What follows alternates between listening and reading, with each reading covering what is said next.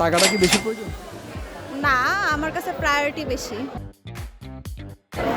আসসালামু আলাইকুম, আপনি কেমন আছেন? ভালো। আমরা একটা সার্ভে করছি, সেটি হচ্ছে একটা ছেলে বিয়ে করার জন্য কি যোগ্যতা দরকার আছে, বা আপনি কেমন ছেলে হলে বিয়ে করবেন? এটা তো একান্তই পার্সোনাল কোশ্চেন।